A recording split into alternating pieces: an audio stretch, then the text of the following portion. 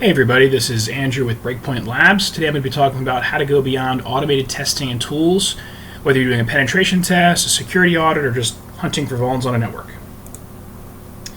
This is a quick agenda of the talk. I'm going to go over a little bit of the overview, talk about some methodologies, some soft skills, which are very important, and then go into just examples how to go beyond automated testing, how to find unknown stuff, vulnerability exploitation, reporting and automation, and then at the end, useful training and talks. So really quick, who am I? I'm a security geek. I'm a pen tester at Breakpoint Labs. I also do primal security stuff. We do podcasts and blog. I'm also a certification junkie, most recently focused on hands-on certifications by OffSec, OSC, OSCP. I love Python. I like doing CTF challenges, pen testing in general, and then hiking and camping. A little bit of the talk overview. Just want to share my experience with doing security assessments, and a lot of this is going to be sort of coming from an external perspective, like an adversary would from the internet. It's going to be kind of the scope of the talk. And the motivation for this is really just stemmed from hearing a lot of this from customers. Is the scan done? Can you scan us? And basically, it sounds like a lot of focus, from my experience, is focused on just the automated testing. And there's not a lot of coverage around what's actually happening behind the scenes if you're actually doing anything beyond that. So just going to kind of show that a little bit and hopefully inspire others to not just click the scan button and turn an SS report in or a web inspect report in. A quick note, automated versus manual testing in the context of this talk. So automated testing is kicking off a vuln scanner, one of your big guns vuln scanners, Nessus, Burp Scanner, Akinetics, Web Inspect, what have you. Manual testing will be everything else you do beyond that. We'll kind of show you that. There's going to be some examples where you do run an automated test, like a script or something like that might be built for a target technology, but because you had to do some analysis to figure out what script to use, because we're going to kind of classify that as part of manual testing. So real quick, testing methodologies. This is actually very important if you are new to testing, security audits, pen tests, that kind of thing. You might not realize how important they are, but it's important to have an established, repeatable process you can follow. There are a lot out there. There's the Pentesting Execution Standard, which is probably the best that I've seen for just off the shelf. There's also the OWASP Testing Guide 4.0, which is a little more focused around web. And then there's the Web App Hackers Handbook Task Checklist. That's another very good one as well.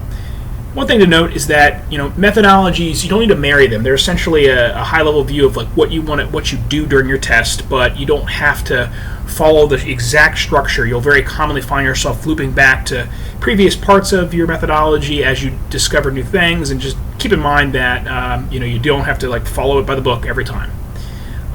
One thing to note is that any methodology should include both automated testing and manual testing, and we'll kind of go into that a little more here.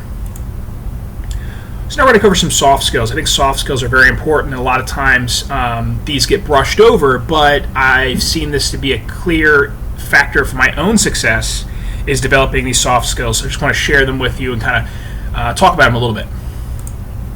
So the first one's determination.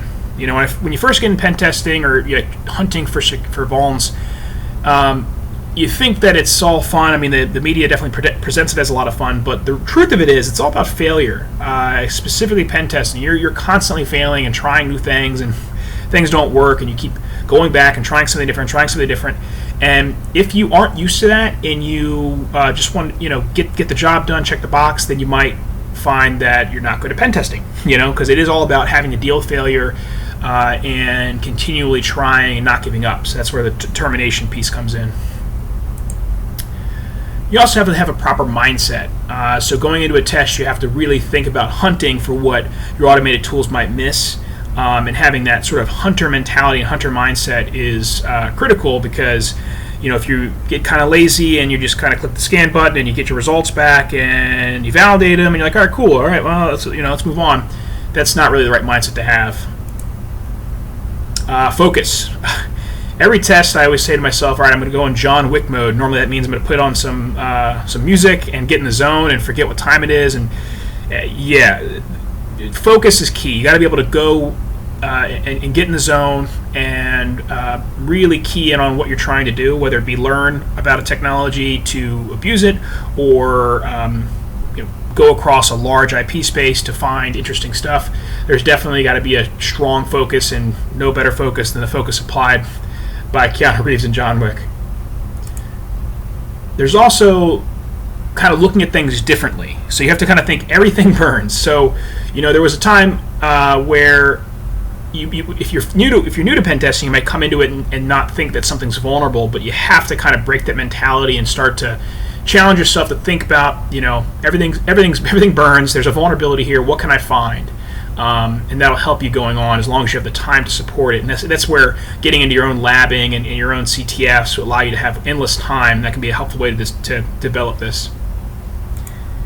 And the last piece here is competence. That's a really big one, because if you go into a test thinking, I'm not going to find anything, I'm not going to, they're secure, that's kind of the path you're going to go down. You have to be confident you will find something, and it can be a hard skill to develop. It usually takes some experience, but with enough time and enough experience, I know for myself, I used to feel like when I first started, I'd be like a little a little nervous going into a pen test. What if I'm not going to find something? And what I've found time and time again is that if you apply the methodology and the mindset and have the right soft and technical skills, you will find cool stuff. It's just, you might have to do little things differently between each test, but having that confidence goes a long way. So now we're going to talk a little bit about automated testing. Kicking off your big gun scanners, and I like these tools. They're very important. They augment they're definitely a huge part of your test, but they should not be your test. We really couldn't, do a lot of things without them. It does take a lot of time to initially get a baseline of results for vulnerability and enumeration, but these can be a great way to start your test. Maybe leverage some automated tools, but they shouldn't be the end-all be-all. And here's why. So automated tools are going to miss stuff. The DHS NCATS organization recently put out a report last year of all the vulnerabilities they found. 67% of those high-impact vulnerabilities required manual testing to enumerate. So a large portion of their big impact vulnerabilities were actually found via manual testing. And that's kind of what I've come to see my own personal experience, is that there are a lot of vulnerabilities you're going to unearth by manual testing that automated testing just doesn't put the pieces together to find. Automated testing can break stuff. If you've ever done pen testing, security audits, I'm sure you're well aware that you can have an unintended reaction to running tools at stuff. So for example, is if you got an account on a web server and you got this through username enumeration and a weak password, you wouldn't necessarily want to scan the application with that user's credentials, because you're going to tip your hat that you've got their credentials. You're going to potentially cause impact to that user, but that user might have really cool functionality that lets you get a web shell in the box. So that's where you kind of have to switch gears and do more manual testing instead of just firing a web inspect scan at it. Automated testing can take a long time. I'm not sure if you've ever done specifically web pen testing, you'll know that these tools can take a tremendous amount of time on a single URL. You could load it up and it take weeks for this one web app, and you might not have time to sit there and let it just spin its wheels on this one web app. And a lot of factors go into that. Size, how quickly it's responding, how dynamic the content is, the number of parameters and that sort of thing. But you'll undoubtedly come across a time where you just can't afford to let it sit there the entire time, and you have to kind of rely on your manual testing techniques and targeting interesting areas. Automated testing can have false positives. Great news, you're pregnant. So, what I mean by this is, you're obviously going to have situations where the automated tools logic shows a vulnerability that's not there. And these false positives can, really make you look bad, and also send the target organization down a wild goose chase trying to remediate something that doesn't need to be fixed because it's not there. So, make sure with specifically to burp, right-click, send a repeater request in browser. These can be some good ways to validate some findings, at least from a burp scan perspective. All right, so now what? Hopefully I've convinced you that running a scan isn't the best solution, and I'm sure if you're listening to this talk, you probably already agree with me on that. But the rest of the presentation will kind of shift gears and show you some things I do beyond automated testing to find cool stuff. So some things to think about as you go through your testing process is, first and foremost, what technology is in use. Understanding what technology there, what features it's offering you are some key aspects. Does it allow you to file upload, authenticate, make comments? Start to think about what does this allow a user to do, because these technology features are really where you're going to focus your testing. You're going to try to perform feature abuse and see if you can misuse these legitimate features in interesting ways to either get some information disclosure that might lead to something else, or do something really cool and get code execution. You want to make sure you properly map the application and figure out as much you can about a target technology. Figure out where all of your user inputs, everywhere the system's accepting your user input. So these are referred to as injection points. And then try to figure out what's being done with your input. So is it being presented back on the screen? You may test for XSS. Is it calling on stored data? You may test for SQL injection. Is it generating some action to an external service? Maybe you can test for server-side request forgery. Does your input land on a local or remote file? Call on a local or remote file? Well, maybe you test for file inclusion. Does your input end up on the file system? Maybe you test for file upload volumes. That's kind of the process you go through, is try to intelligently test with when you go about manual testing. Here's some examples of that. So these are basically parameters, and this is a way a web application can accept input from a user. And as we see here, there are some parameters. We can kind of get an idea of what these parameters might be doing with our input based upon their name and what they're pointing at. So, for example, redirect equals, and it's pointing to a location on the local local web server. That is likely redirecting a user to that resource. Now, what if you change that to a remote resource, like another URL that you control, or maybe just Google? Does it redirect to that? And if so, you've got an open redirect vulnerability. And these are the kind of things to think about. All right, I see redirect, I should test for this, redirect vulnerability. And it's not always that obvious. Maybe it's URL or what have you, but if you start to see these kind of things in the application, you can start to kind of know, all right, let me test for that. There's also like file, and that maybe that's a file inclusion vulnerability. It's loading the file. There's name. That's kind of generic, and maybe you test for a lot of things, but a name you might test for cross-site scripting, because it might say, hello, Bob.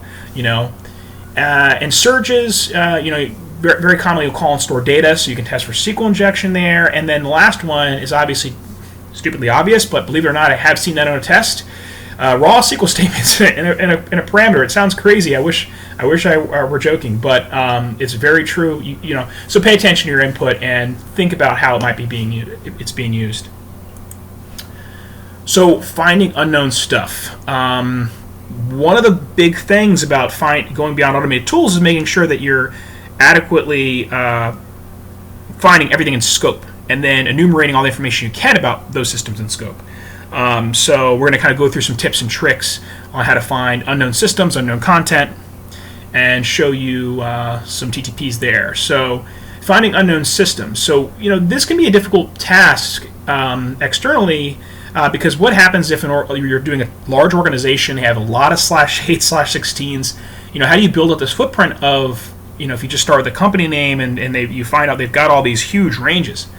You might not have time to nmap all ports across every potential IP in there, and you may find that they're blocking ICMP, so you have to use switch capital P in with nmap, and it's going to make nmap take longer. Long story short is you can't just point NES at the /8s. You can't just point nmap at the /h. I mean, you can, but there's smarter ways to go about it. And what I find myself doing is I leverage first. I go about checking, showdown and census based upon the IPs, domains, things I know about the target. And these are online databases that let you kind of scan the internet and index the data, so you can query to see how many systems this CEDAR range has open to the internet, how many systems this domain name has. You can do all that good stuff. It's very useful, good starting point. They're not 100%, but they're great starting points. And then I go back to domain and IP research, and I'll see if maybe I found new domains, new CEDARs from my showdown and census research, and I'll go back and kind of dig into the registry information and Google and all that good stuff, and try to find additional domains and IPs and net ranges to research. At which point I've amassed a pretty good idea of a starting point, and I'll leverage mass scan first. If If you haven't used Masscan, it's a really awesome tool, very quick for initial just checking if a port's open and give you some service information. It actually uses its own TCP/IP stack. It's a pretty incredible tool, very fast. So you could give you an idea. Let's say /16, you're scanning that with Nmap for just a couple ports, like 5 common web ports. That could take Nmap 30-40 minutes. Masscan, it would finish in seconds. So that gives you like a pretty good idea of like, and the results in my testing are fairly accurate. There's not a big variance between them, so it's awesome.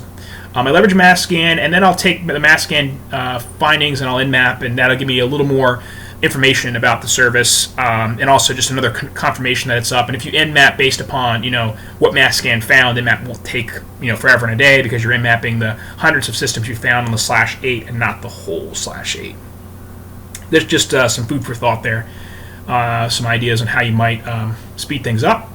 And then there's also WhatWeb and Wappalizer. You will undoubtedly come across some web technologies, and I find these are some great ways to fingerprint those technologies. WhatWeb can just go across a list of URLs and give you back a technology footprint with -A1. It's kind of a little useful, real quick to get an idea. All right, I've got a Cold Fusion server here, I got a WordPress server here, Apache here, and you can get a high-level view of what sort of lay of the land. And Wappalizer is a browser plugin, so as you start to browse around with your web browser, it'll give you the tech stack breakdown, which is really nice up in the URL bar. It's really nice plugin. Obviously, you've got your Google and your Bing, and you can use those to find unknown systems. I kind of talked about that a little earlier. And there's also company mergers and acquisitions, something to keep in mind of, because if the company acquired another company, they may be in scope for your assessment, and they just didn't. The person, your POC, didn't know to include them. I've actually had that happen a couple times where I've gone back and I've drastically increased the scope of the assessment because of acquisitions. So just keep that in mind as you're going through. Review the company's site and Wikipedia and Google and see if you can find any evidence of acquisitions. Then go back and see if it might be worthy of including in your scope. ReconNG. This is a nice module. This is a nice tool written by Tim Tomes. It helps you automate some of your reconnaissance, and it can be used to help you find unknown systems. A lot of the things we talked about in the previous slide, there are ReconNG modules for, which is cool. Jason Haddix from BugCrowd actually wrote a little bash script that automates the usage of ReconNG for a lot of common modules for this type of reconnaissance, which is nice. You just give it a target domain, and it runs through a bunch of ReconNG modules and will spit out a list of results, both on in the database on ReconNG, and also writes to a file, CSV file there. So definitely check it out. And this can be a quick way to use ReconNG if you're new to the framework. But even if you're new to the framework and you use Metasploit, you'll find that there's a lot of similarity. It looks and feels like Metasploit, just has different modules, and it's more scoped around reconnaissance. Eyewitness is an awesome tool. This is actually, it basically will take in a list of URLs and it'll give you just a report, HTML report of a screenshot of the web page, and then the left side will show you the tech breakdown the request information, which can include some information about the technology and the headers and stuff like that. But very useful, and if you haven't done large pen tests that have, from an external perspective, a lot of web services, you might not think that's too great, but it's actually huge. Being able to scroll through hundreds of web applications to get a visual can help you make a lot of connections and organize and approach your interaction with these services in a more targeted nature. That visual is really nice. Masscan also has a web GUI. So we talked about Masscan previously. Offensive Security has put out a web GUI for your Masscan results, so it'll parse and upload the XML output and a nice little web interface for you. It's searchable. So this can be nice. This can be a little good way to have a quick visual of your Masscan data. And there's some other ways you can go about visualizing your data, which we're going to talk about later when we get to the reporting portion. But this is a cool little, pretty easy to use little setup that you can leverage with Masscan. So the other piece when we talk about finding unknown systems, unknown content, circling back to another idea here, is don't judge a system by its IP. So requesting a web service URL by the IP may be drastically different than the content versus if you the domain name. for a number of reasons, maybe virtual hosting, what have you. But also keep in mind that one IP can have multiple applications in multiple places where those applications live. So just requesting the root, you might get like the default IIS page or the default Apache page, but it doesn't redirect to the actual content. So you have to actually keep that in mind, that there might be a juicy bit of web application under there, but you have to just know where it lives, because you have to actually enumerate that unlinked application or that unlinked content. We're going to talk about that more. Other thing to keep in mind is, can you find source code? So that is an interesting piece, because if you can find source code, you can deploy it in a VM and test dynamically. So if you're not big in source code analysis, you might be able to just deploy it in a VM. If the source code's out there, and then you can do dynamic testing with the ability to see what's happening in the back end, like check log files. Where's my input? Am I uploading to a directory on the server? You can do so much more efficient testing if you have access to the source code. And the other way is just look at the source code and figure out where your input's being leveraged and kind of following that. Now, even if you aren't a coder, I encourage you to start looking at source code, because you'll get better at it, and it is something that to understand source code, understand code, and write code are two different things. I mean, you're obviously going to be a lot better at reading and understanding the code if you can write it, but you can definitely start to look at it and get an idea. You won't be completely useless. Definitely give it a shot and hunt for it if you can find it. And the other thing is, you might find interesting stuff like comments, usernames, passwords. You never know. So there's a lot of reasons if you can find source code and hunt for it, then go after it. So back to the unlinked content here. We talked about that a little bit ago. The unlinked content can be a goldmine of interesting functionality. I can't stress this enough. This is something that is, automated tools do a pretty poor job off the bat if you just spit at a URL at finding default unlinked content. There are some tools out there that do check for some, but it's not an adequate job by any means.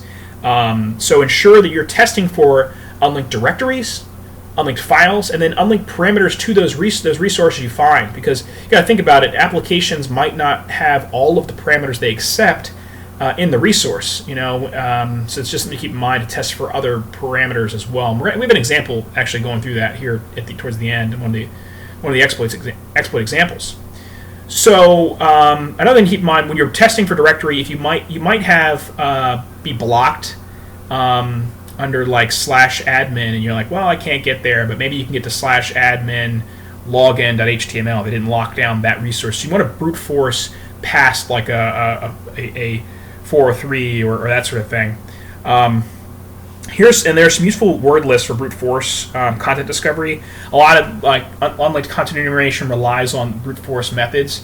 FuzzDB and RAF lists are really good resources for word lists to request for default content. Burp Suite also has some built-in lists you can leverage through the intruder, which is nice. Sec lists run by Daniel Meisler and Jason Haddix has a lot of good content in there for unlinked content enumeration and fuzzing in general. My GitHub, I've tried to compile some unlinked content based upon the technology. So if you're going against a Drupal server, WordPress, whatever it might be, I'll try to I'll install it, configure plugins, and I'll pull down all the resources and put in a word list kind of thing. There's also robots disallowed. Daniel Meisler has started another project going across robots.txt files on the internet and kind of compiling a list of things to request for. So the other thing, once you have these lists, is that there's a lot of tools out there to do unlinked content enumeration. You've got Dirbuster, Papter, Burp's Intruder, which is nice. Burp's content discovery feature for professional as well. In fact, you probably wouldn't want to use Burp's Intruder in the free version. It's too slow.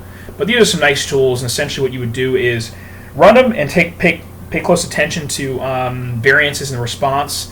You're not always going to get a 404 on unknown content. Sometimes a 200 OK is the 404. It's a 200 OK and it gives you a 404 page. What you have to do is kind of look at what a fake response looks like, and then start to look at, what a response looks like that does not have content, and start to understand that, and then look for variances as you request. And very, very useful. Can't stress this enough. So now we're going to move into more vulnerability exploitation. We talked about finding unknown systems, finding unknown content, and these are the kind of things that I would do outside the scope of just clicking a scan button. But now let's talk about actually interacting with vulnerabilities, maybe whether finding them or exploiting them, and kind of talk about how the tool didn't really do this for me, and I had to kind of do some manual stuff. So version-specific vulnerabilities. Automated tools, in my experience, can miss this or just don't do the greatest job at this, especially when it comes to web apps. They're normally focused on fuzzing input and less focused on version enumeration and tying up CVEs and whatnot. But quick Google with the technology and looking around for exploits, like on ExploitDB, can be a lot of quick wins. And if you've ever done the OSCP course, I mean, that's kind of what OSCP is in a lot of ways, is just figuring out how to find the information you need to Google to find the right exploit to use, to find the right tool to use, and that kind of carries over into the real world too. And I always try to ask myself, what do I know about the technology and how can I find out more? And I kind of go through that question a lot as I'm interacting with the technology, and then I throw in Google, and hopefully I come across some things to read about or try. Custom fuzzing. So I talked a little bit about using burps intruder for unlinked content enumeration, but it can also be used to fuzz various inputs to an application.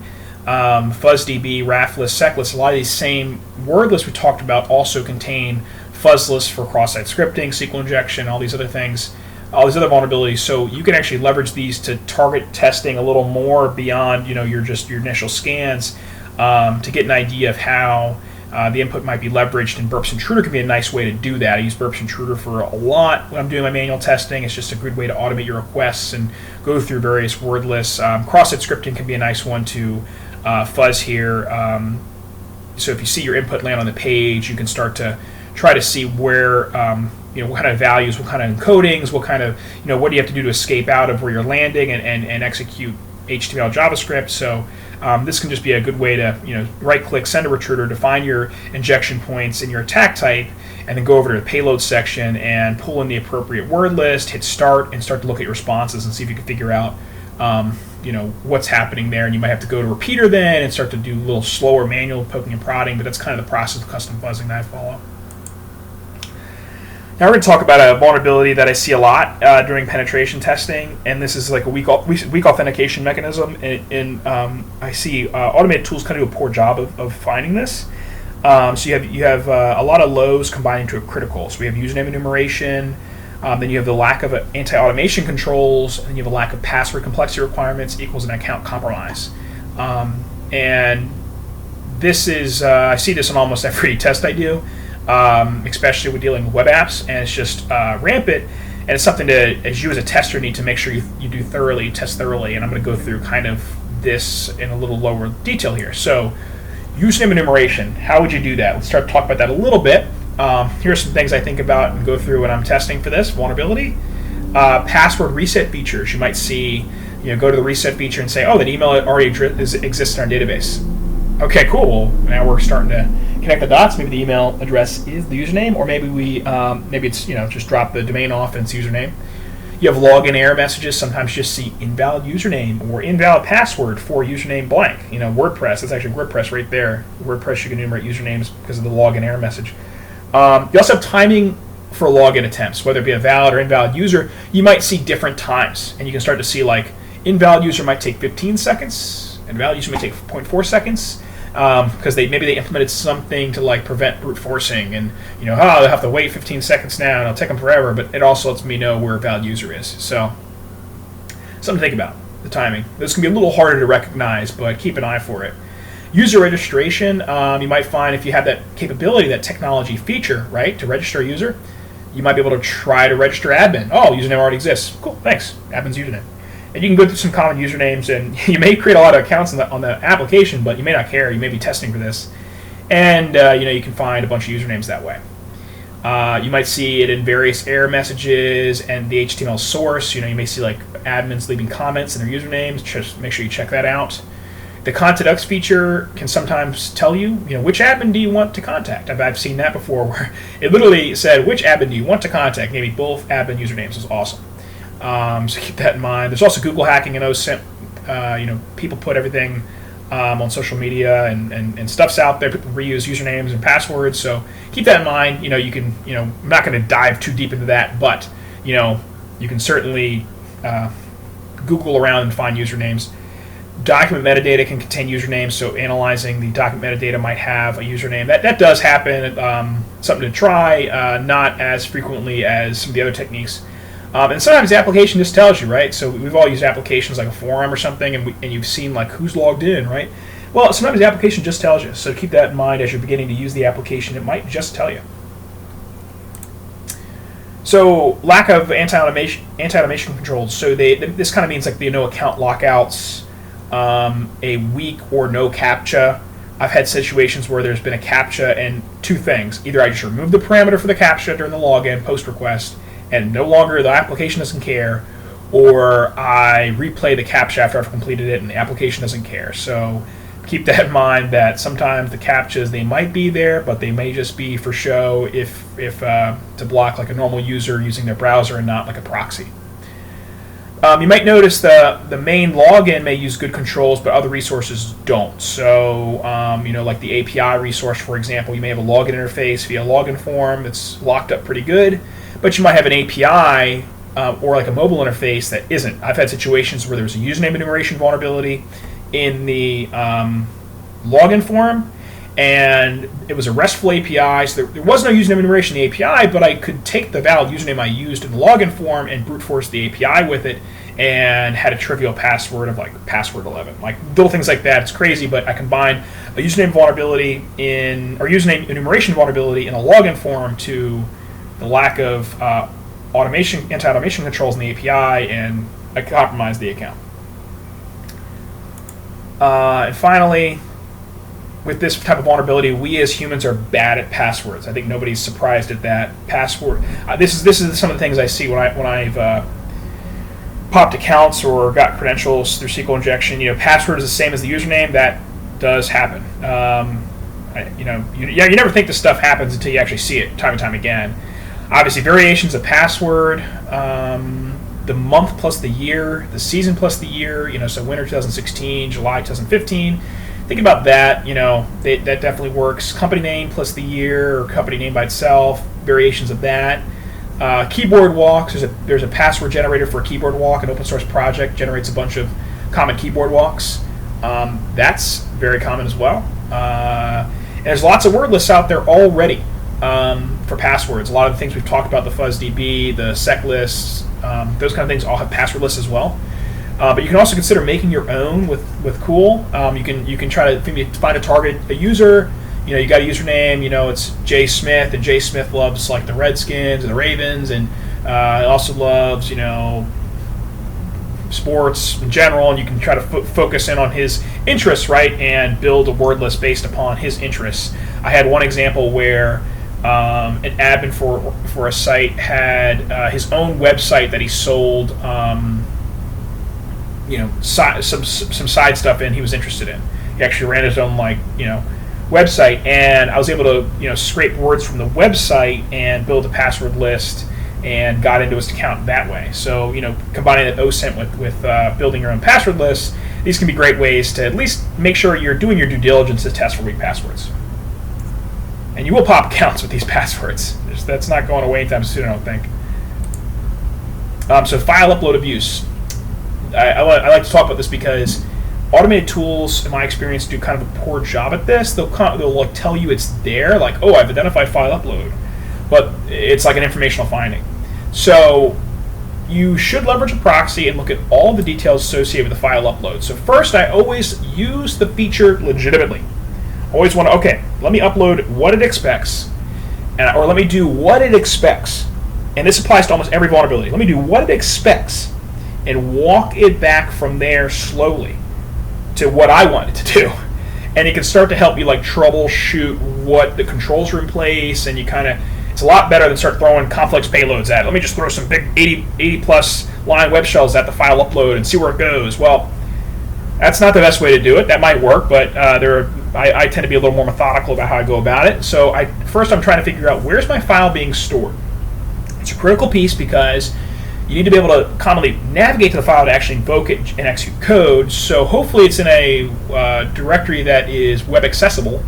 If not, then you may have to do a file inclusion vulnerability to actually get it to execute, but more about that later. So try to figure out where your file is being stored.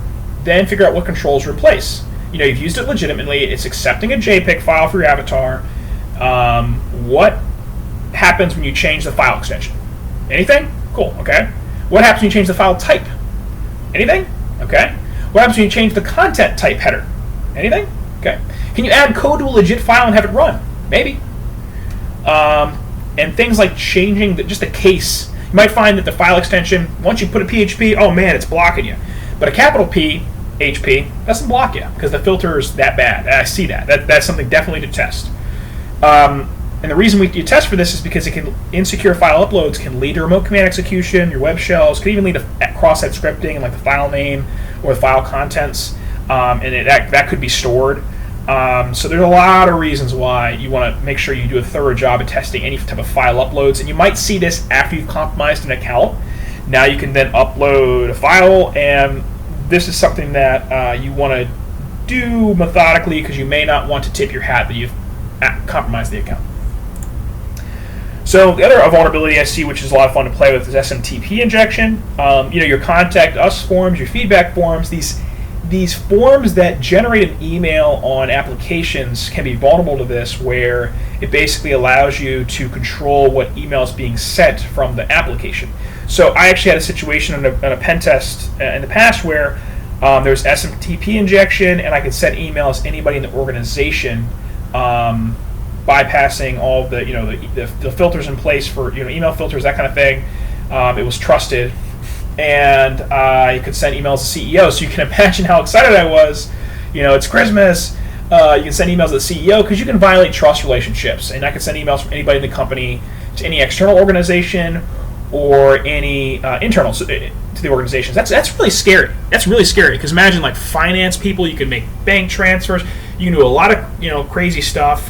You can use it just to get people to click links for your test. But definitely something to think about. And I think I've got another slide here. Yeah, so just an example of like what I've seen in the past, where you've got it's post request to the server, it's a contact us page, and it's taking like a name parameter, an email parameter, site admin parameter, and the subject line parameter, and a message parameter. And I found that in the past I had one example where literally I had control over all these parameters. There was literally no filtering going on. I could put anything I want in there, and I built up a script that basically sent emails from the organization, and it was great. It was a lot of fun. It was a lot of fun. So something to think about. I see these parameters. I'm going to try to test them. Put in username, put in an email address that I control, and can I get an email back to me, and start to move it along from there.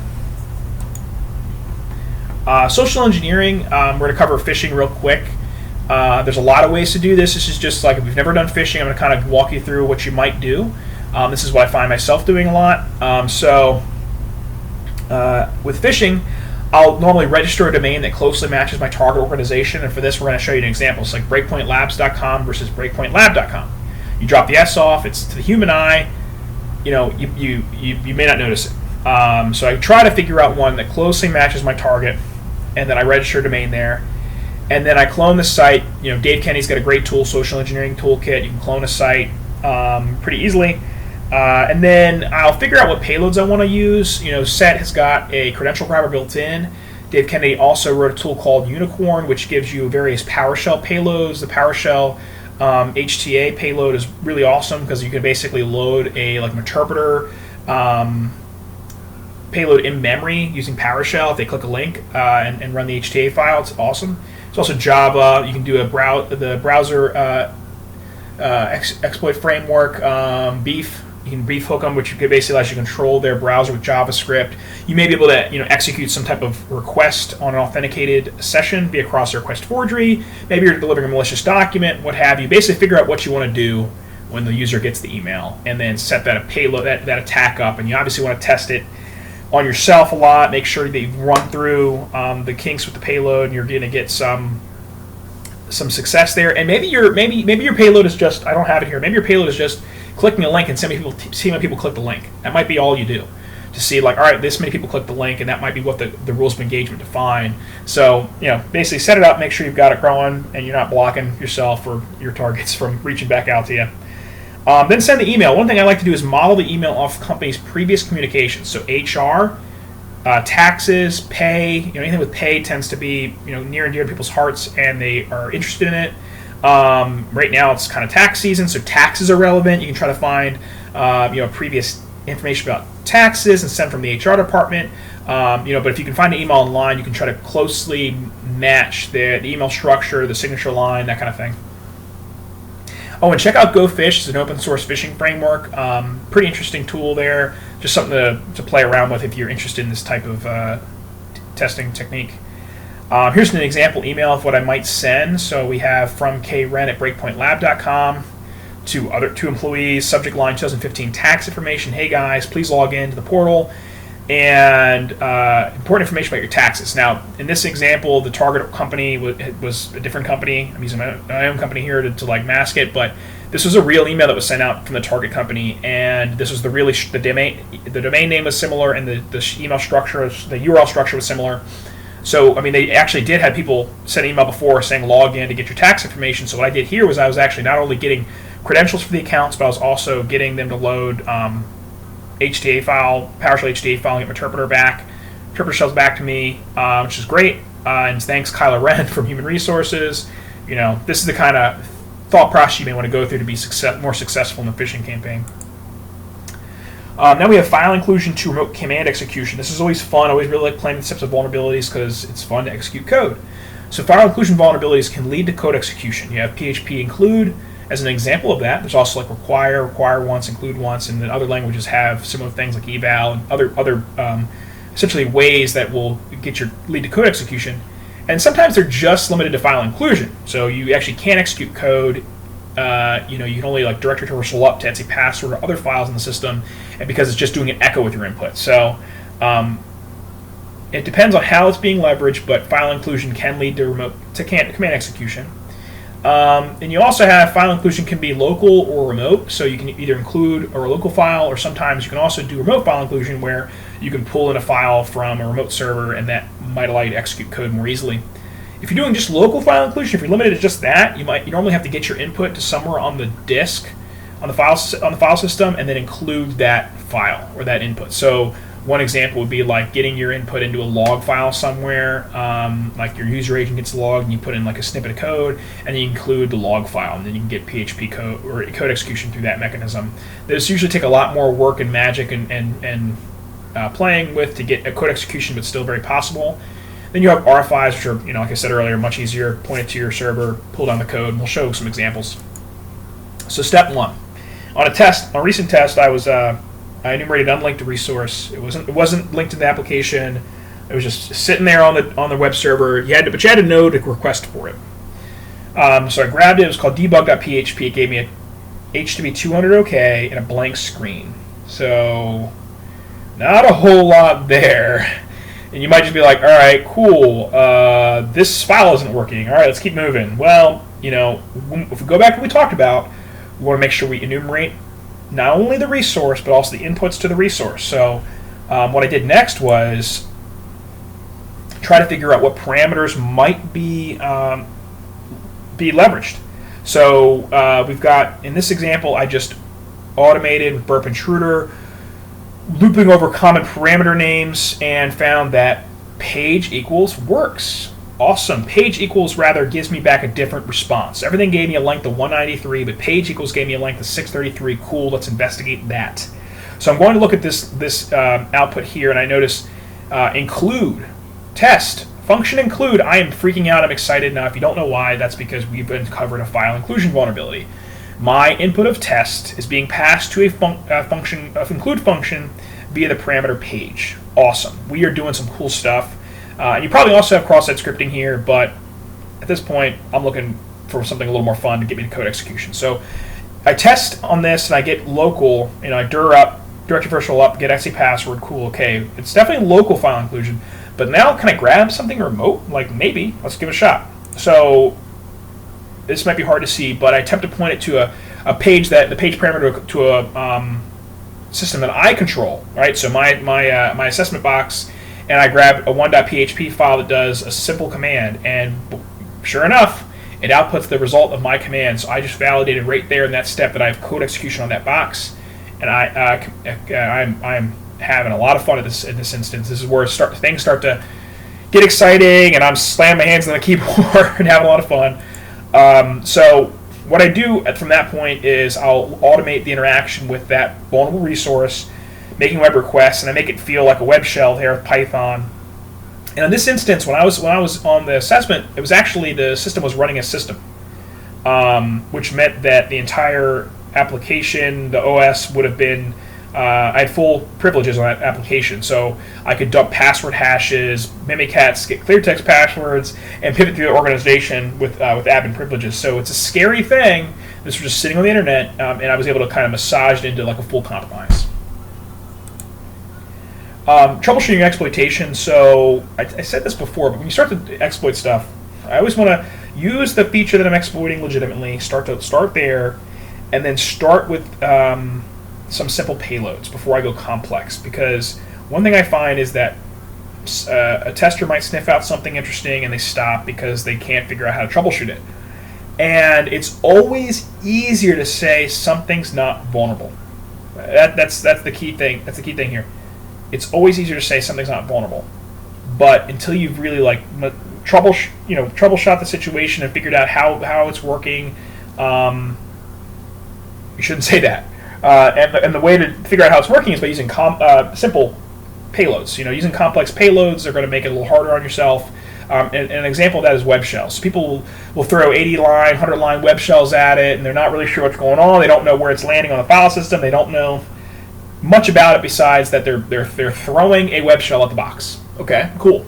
Well, there's a lot of complexity to that you need to figure out, and part of that is let's make the equation simpler. Let's just use a very simple one-liner to see if we can get code execution working with this very simple payload. And like these are two here, PHP and ASP. There are more in the link there to check out, but this is just an example of where you may start. You want to start simple and work your way up to something more complex. Another example of troubleshooting exploitation, WordPress. So in a recent pen test, I found a WordPress server, and I'm going to kind of walk through this process of what I did. So I found I could access a login panel. Most people don't lock that down. Brute force is in, so we know we can brute force. The next thing you do with WordPress servers, you run WP scan on it. Everybody does that. That's just what you do. WP scan enumerates your themes, your plugins, and these are where most of your vulnerabilities lie within WordPress. And most content management systems, you're going to find vulnerabilities mostly in their plugins, their themes. So in this instance, it was running a Vada theme with Rev Slider that were patched. Okay, so that's not. It's interesting. Let's move on. The next thing I found was Paid Memberships Pro path traversal via PHP Echo. So remember we talked about before how that's going to be a local file inclusion but not code execution. Then it also had a photo gallery 127 authenticated blind SQL injection. Okay, so we've got that from WP Scan. So what do we do? Let's go check out the brute force. It might be a weak password, right? It might be password for all we know. And with WordPress, you can enumerate the username. Like I said, error message. It will tell you invalid username or password if the username is wrong, or it'll say invalid password for username blank if the username is right. And you can also do !author equals 1, 2, 3 and iterate through the author parameter, and it'll tell you the usernames. So username enumeration on WordPress is trivial, so you should always try to brute force it if you can get access to the login page.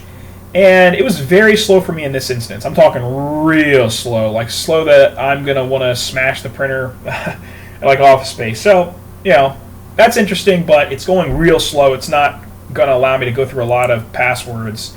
So I'm going to keep looking. I validated the path traversal vulnerability, grabbed wp-config.php. That's like one of the most sensitive files, with a WordPress installation. And it contains database information, the password, username, that kind of stuff. And I got that. Tried to log in with it via the WordPress login. Not the same username, not the same password, not variations thereof. So all right, I have the ability to grab files, but no code execution. Okay, so let's keep moving. The blind SQL injection. So I replicated the WordPress install and plug in a lab environment, because when I'm talking about the SQL injection, I always like to replicate it if I can. There's a Metasploit module for this. It worked in the lab, caused no impact to the system. So like, okay, cool.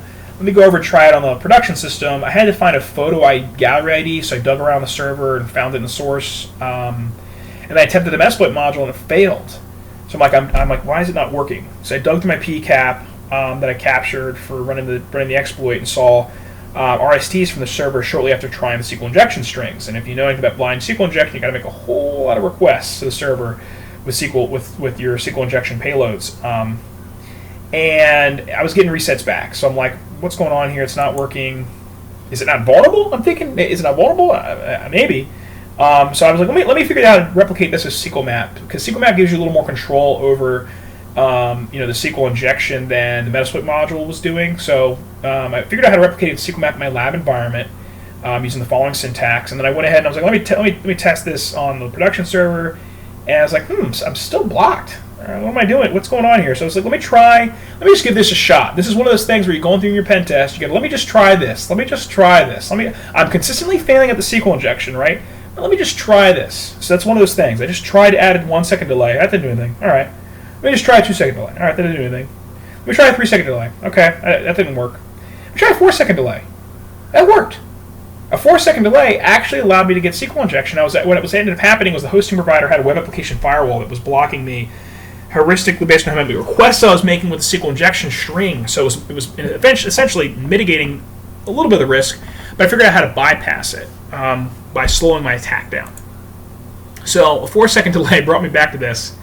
Right, it's slow, I'm frustrated, I'm mad, but it is working.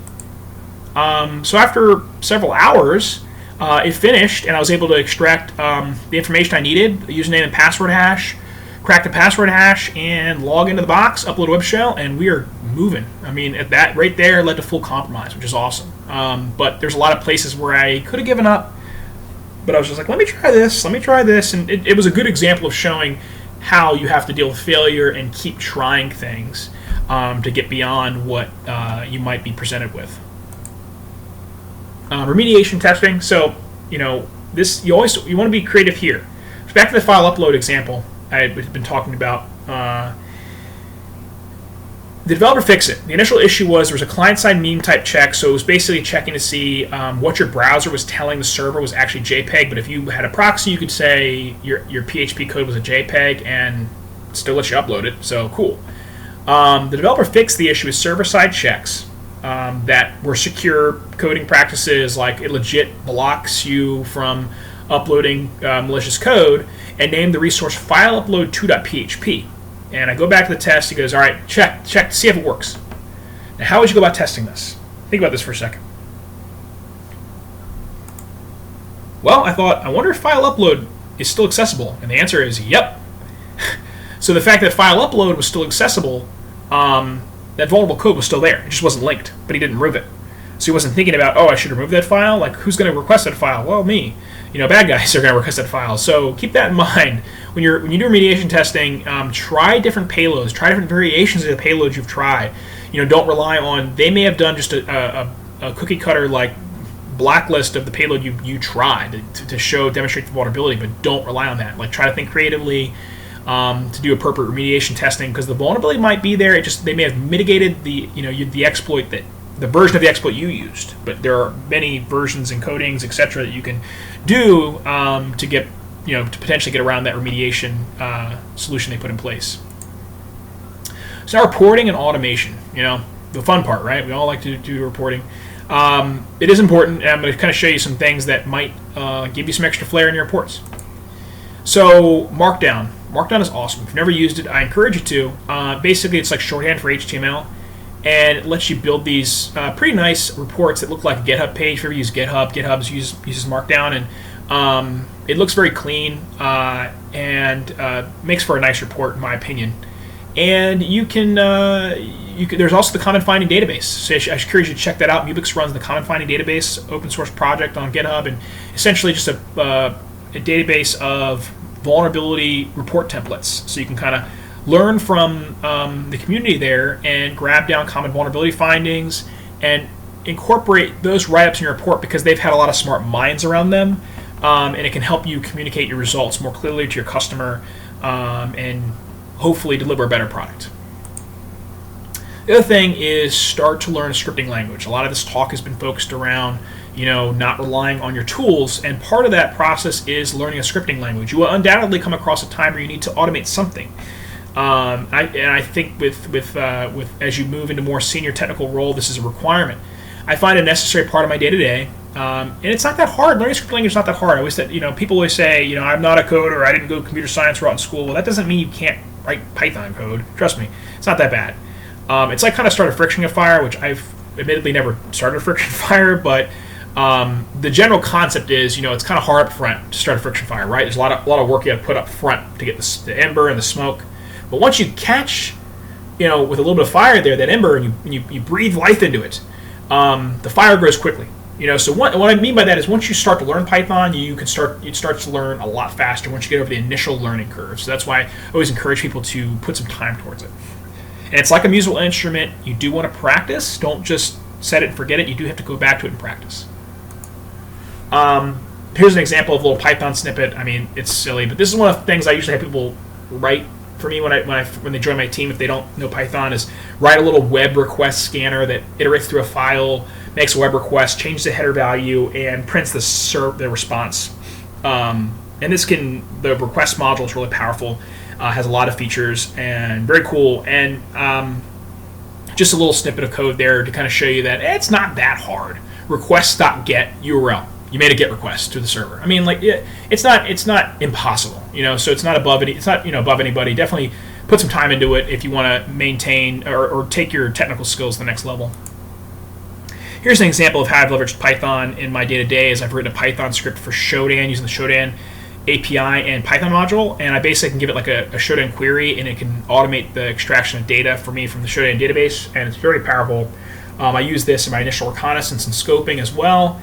I give it like a host name or seeder range, and it can give me back the total results, the systems and their corresponding services and information, as well as all the seeders it found in that domain, or any of the top level domains it found in the net range. So it can help you kind of learn a little more about your target. Then we also have Elasticsearch, Python, and Kibana, Epic. So Elasticsearch basically can accept data in JSON format, and Kibana can make data visualizations of that data. I actually leverage this setup to show results to customers and add graphs to my reports. And it can just be a way to for your customer to digest the data with a visual. I don't find myself using these, but these are good for the customer delivering a nice visual to them, or even if they want to have a live dashboard, you can set this up. And Python's leveraged to essentially automate the tool, parse the output, and JSON format, upload to Elasticsearch, and then you make your dashboards in Kibana. Definitely a nice thing to play with if you're interested in reporting and making some visuals. Finally, here's some useful resources. We got VulnHub, past CTF write-ups, Pentester Lab. CTFs are pretty critical for developing the skill set. There's also training. Offensive security is good training. Got some books there. And some good talks I suggest you check out. There's How to Shot Web by Jason Haddix. It's an awesome talk. It goes into how to hunt for bug bounties. And there's also File in the Hole, which is a really good talk about file upload vulns. It's basically a 50-minute talk on just file upload vulns. There's also exploiting deserialization vulnerabilities in Java, which is a kind of a hot topic right now in a lot of the web applications. There's polyglot payloads in practice, which shows how to leverage multiple payloads in your attack string to potentially bypass filters. And there's also Running Away from Security with Michael Hoffman, who shows you some interesting creative ways with OSINT to do some cool stuff and just kind of get you along the OSINT mine right there. So there's some interesting talks and books and training and CTFs.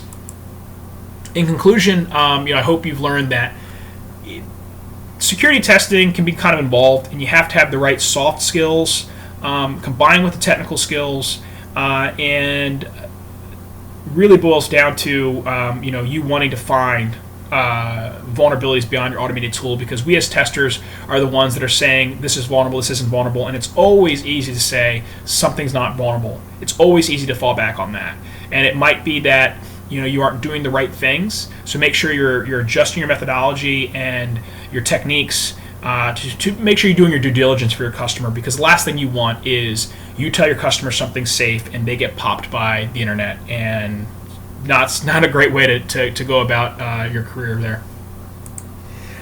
So we are hiring. Thank you for listening to the talk. If you like what you heard, this is the kind of stuff we do. We also do a lot of defensive work where we do a lot of PCAP analysis, malware analysis. We do a lot of threat intelligence, things like that. So we're definitely on both sides of the fence. So I encourage you to talk to us if you're passionate about technology and geeky, so to speak.